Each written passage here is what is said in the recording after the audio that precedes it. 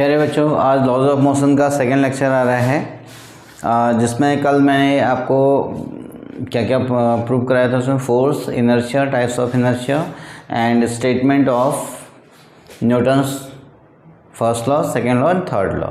ठीक है, आज नया थ्योरम आ रहा है इसके ऊपर। ये है इम्पल्स। ये है आपके पास इम्पल्स। ठीक, इम्पल्स होता क्या है, अब इसको डिफाइन करने की कोशिश करते हैं। जब हमने फोर्स और टाइम को मल्टीप्लाई किया तो एक प्रोडक्ट निकला। जब हमने फोर्स और टाइम को मल्टीप्लाई किया तो एक प्रोडक्ट निकला, और उस प्रोडक्ट का जो क्वांटिटी रिप्रेजेंट की उसी को हम लोग इम्पल्स कहते हैं। ठीक है, अब इसमें क्या क्या हुआ। सबसे पहले हम the product of force and time interval, the product of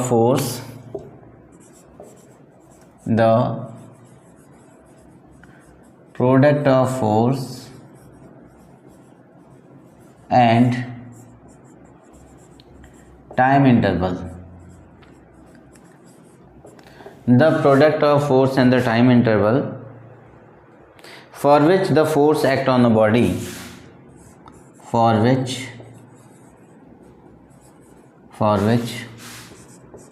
the force act on a body। फिर से the product of force and time for which the body act on a the force act on a body। मतलब ये force जिसने time तक वो body पे force apply करेगा, और उन दोनों का मल्टीप्लिकेशन जो होगा वो इम्पल्स हुआ। ठीक है, और इसको denoted by I,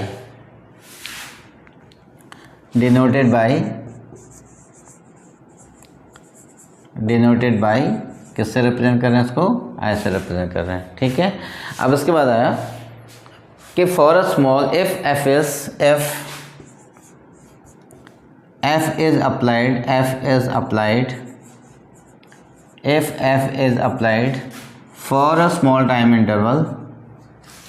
for a small time interval, delta t, delta t। ठीक है, देन तब इसका जो di होगा तब क्या होगा, then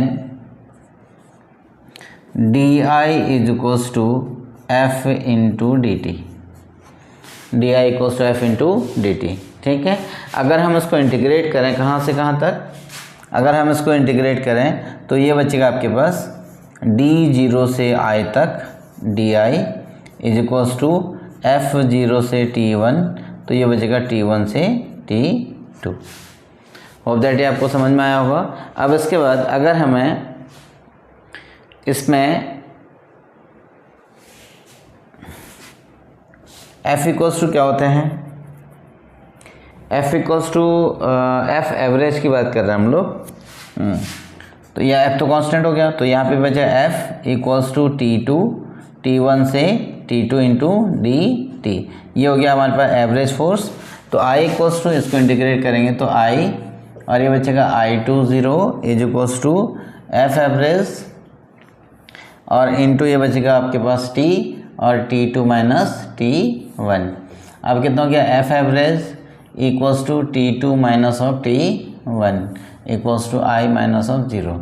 so I is equals to F average और equals to T two minus of T one. ये हो गया, ये आ गया आपके पास इम्पल्स। ठीक है, अब मैं इसको डेल्टा टी कर सकता हूँ, और डेल्टा टी कर सकता हूँ तो I is equals to F average into delta T. ये हो गया हमारे पास इम्पल्स, ये इसकी डेफिनेशन थी। ठीक है, ये आ गया आपके पास दिस। अगर मैं बाय द वे यहाँ पर आपके पास फोर्स की वैल्यू रख देता हूँ, किसकी वैल्यू रख देता हूँ, फोर्स की वैल्यू रख देता हूँ। अच्छा, इम्पल्स मोमेंटम थ्योरम। अब नेक्स्ट में चलता हूँ, इम्पल्स मोमेंटम थ्योरम। फोर्स इसके बाद में रखेंगे, इम्पल्स मोमेंटम थ्योरम। ये हो गया, ये क्या है, इम्पल्स मोमेंटम थ्योरम। अब इसमें हम क्या करेंगे, पहले हमें by second law of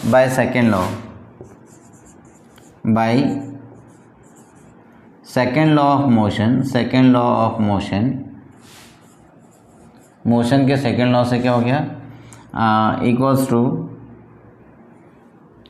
F is equals to dp upon dt, F equals to dp upon dt।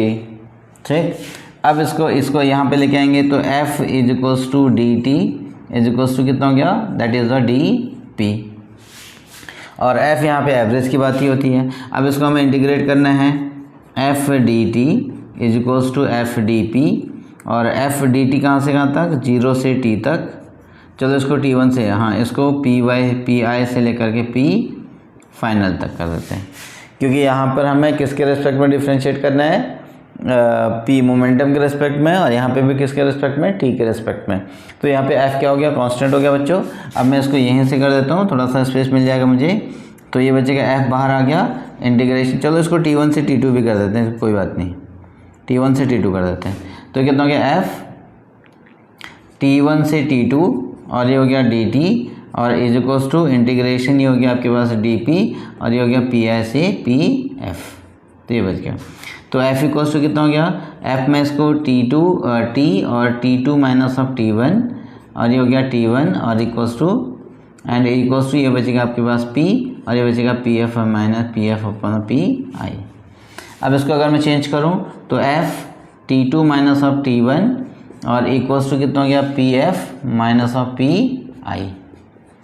pf minus of pi, ठीक है ना। f d2 upon of d2, इसको मैं f डेल्टा t कर सकता हूँ, f डेल्टा t, और equals to pf minus pi। अब आप देखें इसमें f डेल्टा p की किसके इक्वल है, i के इक्वल, तो अब कितना हो गया, so i equals to, so i is equals to pf minus of pi, तो ये बच गया आपके पास, ठीक है। तो that is in short we can say that, हम इसको इन शॉर्ट में ये कह सकते हैं कि i इक्वल्स टू और i is equals to delta p, ठीक है। अब यहाँ पे देखो, अगर हम न्यूमेरिकली सॉल्व करने की कोशिश करें तो चेंज इन मोमेंटम निकाल देंगे तो भी हमारे पास मोमेंटम निकल जाएगा, लेकिन बट जो इम्पल्स है वो चेंज इन मोमेंटम के इक्वल नहीं है। हाँ, चेंज इन मोमेंटम की वैल्यू इम्पल्स के इक्वल है, चेंज ऑफ मोमेंटम की वैल्यू इम्पल्स के इक्वल है, और चेंज ऑफ मोमेंटम इम्पल्स नहीं है। मैंने बहुत कुछ बोल दिया। जैसे एक सपोज दैट ये आपका मार्कर है, ठीक है ना, ये मार्कर 35 रुपीज़ का है, कितने का है, 35 रुपीज़। क्या ये 35 रुपीज़ है, नहीं है, लेकिन इस मार्कर की वैल्यू 35 रुपीज़ तक है, ये मैं कहना चाह रहा हूँ। इसमें क्या मोमेंट जो आपका इम्पल्स है वो इम्पल्स आपके किसके इक्वल है, चेंज इन मोमेंटम के इक्वल है, यानी उसकी वैल्यू चेंज इन मोमेंटम के इक्वल आती है, लेकिन momentum change of impulse change of momentum नहीं है। Whenever we are going to discuss the definition, जब भी हम डेफिनेशन को डिफाइन करने की बात करेंगे तो हमें f इंटू टी ही करना पड़ेगा, ना कि हमें क्या i equals to delta p लिखना पड़ेगा, तो चेंज इन मोमेंटम करना पड़ेगा। हाँ, ये कौन सा हो गया, इम्पल्स मोमेंटम थ्योरम। इसका मतलब क्या हो गया कि i is equals to delta p, the impulse is equals to the change of momentum in a body, ठीक हो गया। अब उसके बाद अगर by the way force constant है, अब यहाँ पे देखिए मैं इसको ग्राफिकली रिप्रेजेंट करने की कोशिश करता हूँ। If force is constant, case first, if force is constant, f is constant, है ना। अब हम इसका ग्राफ प्लॉट करेंगे। ये एक हो गया ग्राफ का आपके पास, और इस साइड में एक एक्स एक्सेस और एक वाई एक्सेस, ठीक है। और जो एक्स एक्सेस है वो आपका टाइम को रिप्रेजेंट कर रहा है, वो किसको रिप्रेजेंट कर रहा है बच्चों, ये आपको टाइम को रिप्रेजेंट करेगा इधर, ये आपको टाइम को रिप्रेजेंट करेगा, ये फोर्स को रिप्रेजेंट करेगा, एफ फोर्स कांस्टेंट हो गया। अगर फोर्स कांस्टेंट है किसी भी टाइम पीरियड के लिए तो इसका ग्राफ ये जाएगा यहाँ से यहाँ तक। सपोज दैट ये वाला पोर्शन आपका T1 था और ये वाला पोर्शन आपका T2 था, एक पोर्शन आपका T1 हो गया और एक पोर्शन आपका T2 हो गया, ये ऐसे हो गया, ठीक है। इसको मैं T1 का नाम दे रहा हूँ और इसको T2 का नाम दे रहा हूँ, और ये हो गया F। तो क्या आप मुझे बता सकते हैं, तो इसका जो इम्पल्स होगा वो इम्पल्स क्या F इंटू टी इसके ग्राफ के इक्वल होगा कि नहीं होगा, एरिया के इक्वल होगा। Graphically the impulse equals to, यहाँ से मैं इसको ऐसे कर दूँ, impulse equals to area under curve. अगर मैं इसको A, B, C और D कर दूँ, so this equals to area of A, B, C, D, ये हो गया इसकी एरिया, ठीक है। तो इम्पल्स इक्वल्स टू कितना हो गया आपके पास, area of A, B, C, D। तो यहाँ पे हो गया I। अगर हमें ग्राफ से I निकालना है तो हम इसको इस तरीके से फाइंड आउट कर सकते हैं।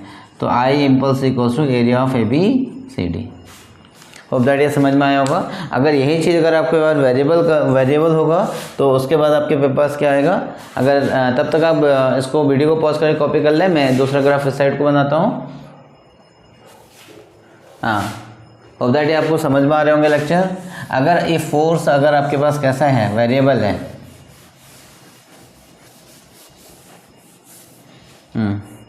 अगर फोर्स आपका वेरिएबल है, ए फोर्स केस 2,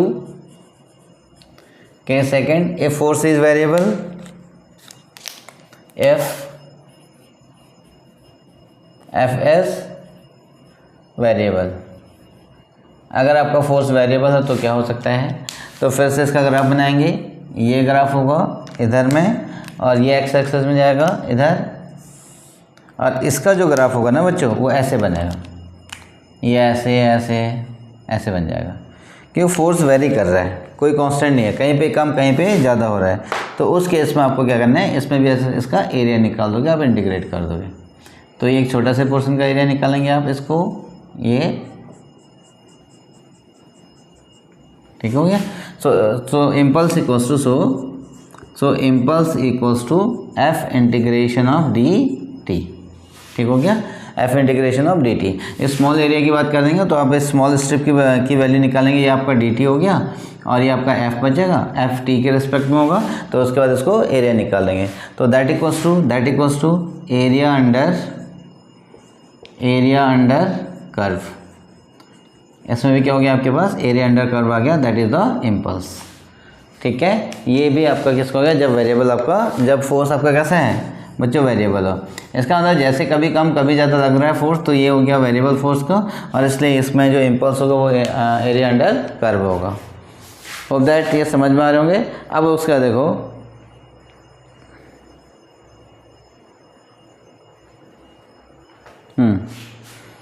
इसमें जो दूसरा पॉइंट है, आई क्या हो सकता है, आई आपका पॉजिटिव भी हो सकता है, नेगेटिव भी हो सकता है और जीरो भी हो सकता है।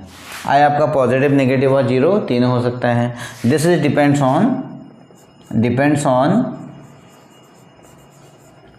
ऑन मोमेंटम, ये मोमेंटम पे डिपेंड होगा।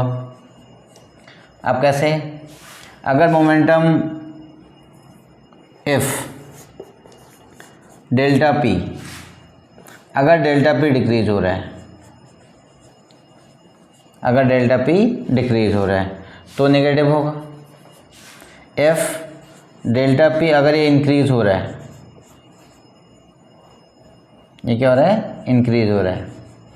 अगर डेल्टा पी इंक्रीज हो रहा है तो ये क्या होगा, पॉजिटिव होगा। अगर डेल्टा पी कांस्टेंट है तो ये जीरो हो जाएगा। F delta P is constant,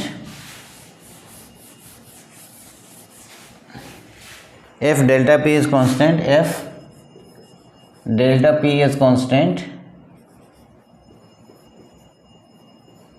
तो ये क्या हो जाएगा, जीरो, ठीक है। तो एक कंडीशन तो ये होगी, if impulse is going to increases, अगर वो इम्पल्स डिक्रीज हो रहा है तो नेगेटिव होगा, इम्पल्स इंक्रीज हो रहा है तो पॉजिटिव होगा। अगर इम्पल्स आपका क्या हो रहा है, कांस्टेंट है, तो इसका मतलब क्या हो गया, वो जीरो होगा, ठीक है बच्चों। अब इसमें कुछ, इसका मतलब क्या हो गया कि आपके पास जो आई है, आई पहली कंडीशन क्या क्या है, इम्पल्स इम्पल्स आई, ये है आपके पास वेक्टर क्वांटिटी। ये कौन सी क्वांटिटी है पहले, एक तो है vector quantity, vector quantity QUAN, आई कैसा हो गया, वेक्टर क्वांटिटी, ठीक है एक। दूसरा, अब इसमें इसकी जो डायरेक्शन होगी same as force, direction is same as force. तो इसका अंदर इसकी जो डायरेक्शन होगी फोर्स के डायरेक्शन के इक्वल होगी, एक तो ये हो गया। और उसके बाद है इसकी यूनिट क्या होगी भैया, है ना, तो unit of I, unit of I क्या हो सकती है, न्यूटन सेकेंड हो सकती है ना। इसको हम, क्योंकि फोर्स की यूनिट क्या है आपके पास है न्यूटन और सेकेंड, इसको हम लोग क्या कह सकते हैं, न्यूटन सेकेंड, इसकी यूनिट क्या हो सकती है, न्यूटन सेकेंड, ठीक है। और एक तो ये हो गया, और इसको हम कह सकते हैं और kg मीटर पर सेकेंड, ये इसका इम्पल्स का हो गया, ठीक, यूनिट भी होगी। और इसका अगर हम डायमेंशन निकालना चाहें तो क्या होगा, डायमेंशनल फार्मूला, इसका जो डायमेंशनल फार्मूला होगा, डायमेंशनल फार्मूला जो बनेगा बच्चों, उसका क्या बनेगा, डायमेंशनल फार्मूला बनेगा आपके पास यही ml t minus of 1, ml t minus of 1, ये इसका फोर्स हो गया, ये क्या हो गया, डायमेंशनल फार्मूला। अच्छा, अब इसके बाद इसके एप्लीकेशंस आते हैं, एप्लीकेशंस ऑफ इम्पल्स। अब ये धीरे धीरे थोड़ा करके टफ वाला सेक्शन आ रहा है इसमें, अभी तक तो सारे कुछ डेफिनेशन चल रही थी। और applications of impulse,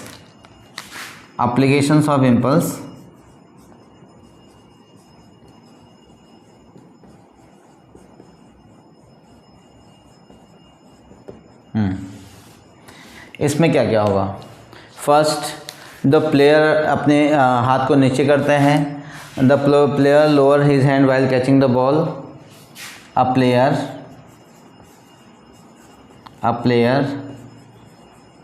lowers his hand while catching a ball,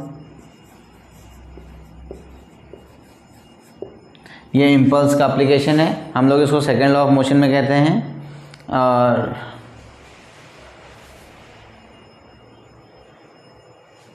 when a person falls down, second है when a person falls down, अगर कोई आदमी गिरता है किसी फ्लोर पे, on a cemented floor, falls down from a certain height,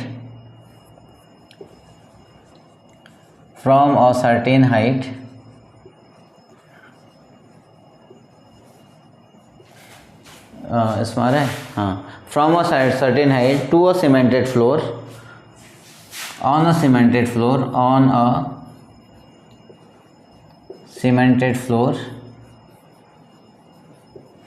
it does not else, क्या होगा, वो दबता नहीं है। अगर किसी सीमेंटेड फ्लोर पे गिरेगा तो वो दबता नहीं है, ठीक है, cemented floor, the floor does not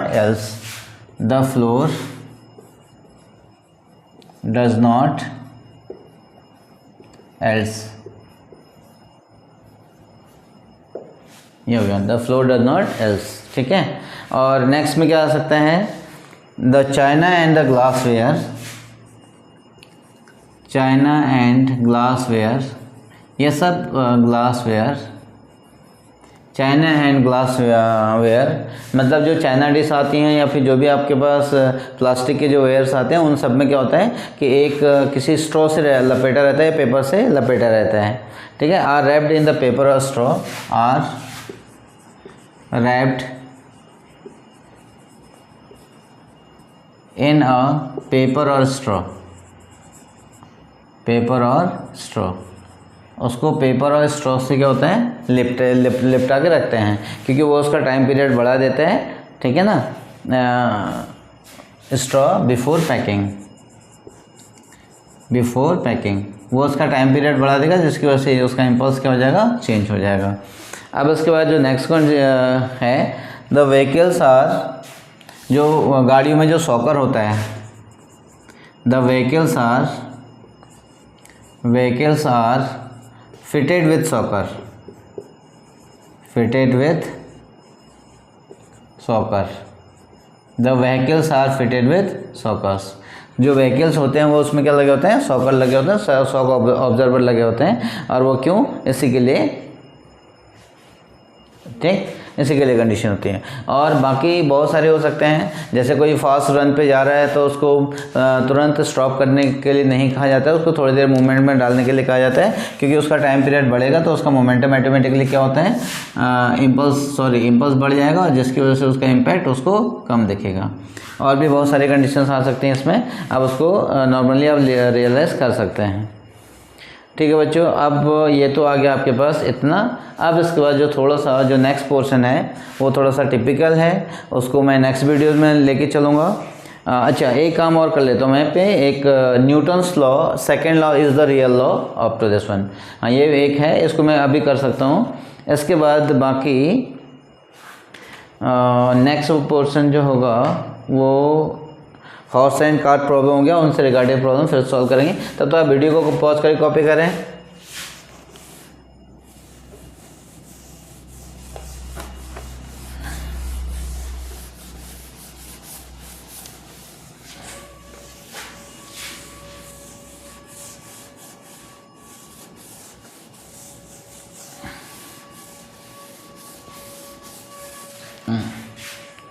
हाँ, अब इसमें है Newton second law is a real law. Newton second law, Newton's second law is a real law. Newton का सेकेंड लॉ ही क्या है आपके पास, रियल लॉ है। इसको हम सॉल्व करने की कोशिश करते हैं। ठीक है, अब इसमें क्या है कि फर्स्ट आपके पास क्या था, न्यूटन सेकेंड लॉ क्या कहते हैं, as F is equals to M into A, as F equals to M into A. ठीक है, if V A equals to zero, A equals to zero, तो this imply that V minus u equals to 0, u upon t equals to 0, और this imply that v minus u equals to 0, तो v equals to u, एक तो ये हो गया। अब ये करेंगे if as v minus u upon t equals to 0, और this imply that v minus u equals to 0, और this imply that v equals to 0, and this implies that v equals to 0. ठीक, अब then in both the cases as a equals to 0, as a equals to 0, so this implies that f equals to m into of a, and this implies that f is equals to m into of 0 is equals to कितना हो गया, 0। f equals to कितना हो गया, 0। अब यहाँ पे देखिए बच्चों, यहाँ पे क्या कह रहा है कि अगर आपके पास v कांस्टेंट है और v 0 है, तीन केसेस आ गए ना, here v is constant, here v is constant, v is constant, और यहाँ पे क्या है, v equals to 0, that is at rest, that is at rest. अब इसमें देखिए क्या कहते हैं, a body is in the absence of the external force, a body is in the absence of the external force, इसमें कोई external force नहीं लग रहा है, उस कंडीशन में the body will continue in motion if it is in motion, and continued it at rest if it is at rest. ये पहला लॉ। तो सेकेंड लॉ ने हमने क्या कर दिया, फर्स्ट लॉ को डिफाइन कर दिया है। किसने डिफाइन किया, सेकेंड लॉ से की हेल्प से फर्स्ट लॉ आपका क्या हो गया, डिफाइन हो गया। सेकेंड लॉ से फर्स्ट लॉ डिफाइन हो चुका है। ठीक है, अब उसके बाद जो नेक्स्ट आता है, अब चलते हैं हम लोग थर्ड लॉ की तरफ। किसमें, थर्ड लॉ की तरफ। ठीक है। Third law,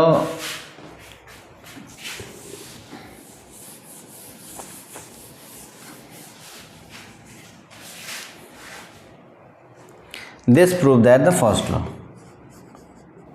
this prove that the first law। अब है next one, third law from second law, third law from second law. ठीक। अब बच्चों यहाँ पे क्या होता है कि थर्ड लॉ का मतलब हो गया आपके पास एफ ए बी, यहाँ पे दो बॉडी थी, एक बॉडी ये थी, एक बॉडी ये है, इसने इसको हिट किया तो ये हो गया ए और ये बचेगा बी। तो मैं करूँगा F A B is equals to D P A B upon of P A upon of D T. ये हो गया। एफ ए ने जो बी में जो फोर्स लगाया तो कितना हो गया, F A B equals to this one. अब इसके बाद जो दूसरी कंडीशन आएगी F B A equals to D P B upon of D T. ये हो गया। ये भी आपके पास क्या था, ये भी आपके पास क्या था, फोर्स था, है ना, और D P B upon of D T. अब इसको अगर हम जीरो करेंगे तो नाउ ऐड टू दिस, इसको हम ऐड करेंगे तो F A B plus F B A और equals to D P A upon of D T and plus D P B upon of D T. ये हो गया, है ना। मैंने कुछ भी नहीं कर रखा है, सिर्फ दोनों इक्वेशन को ऐड कर दिया है। अब दोनों इक्वेशन को ऐड करने के बाद हमें क्या मिला, तो यहाँ से हमारे पास क्या हो गया कि ये हो गया D upon of D T और ये कितना हो जाएगा पी ए और प्लस ऑफ पी बी। ये हो गया। ठीक है। इसको हम क्या कहते हैं कि that is known as D upon of D T और P A plus of P B equals to F external और F external. Since F external equals to 0, so अब यहाँ पे हमने क्या रख दिया, F A B plus of F B A equals to 0, क्योंकि इसकी वैल्यू तो एफ एक्सटर्नल होगी और एफ एक्सटर्नल ऑलरेडी हमारे पास क्या है 0। तो this imply that F A B is equals to minus F B A. तो इससे क्या प्रूव हो गया, every action has a reaction but in opposite direction. हर एक एक्शन और रिएक्शन दोनों क्या हैं, इक्वल हैं, लेकिन क्या है, opposite direction. Okay, this shows that the third law, this proves that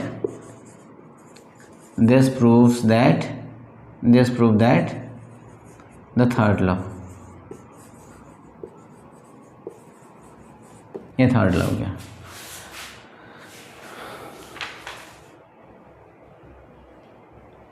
ठीक है बच्चों, आज के वीडियो में इतना ही।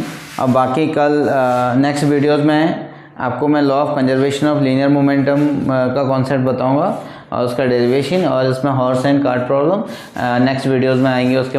इसके बाद इस लेक्चर के बाद, इसके बाद का जो नेक्स्ट लेक्चर आएगा उसके बाद जो आपका इंपॉर्टेंट है वो मेन हो जाएगा, उसका नाम होता है एफबीडी। उसका नाम क्या है, एफबीडी यानी फ्री बॉडी डायग्राम। वहाँ से आपका लॉज ऑफ मोशन का जो मेन कंटेंट होता है वो यूज़ होता है। और तब तक के लिए आप चैनल को लाइक शेयर एंड सब्सक्राइब जरूर करें और वीडियो को पॉज करके नोट्स बना लें और पढ़ाई करते रहें। ओके, बाय बाय, फिर मिलते हैं नेक्स्ट वीडियो के साथ में।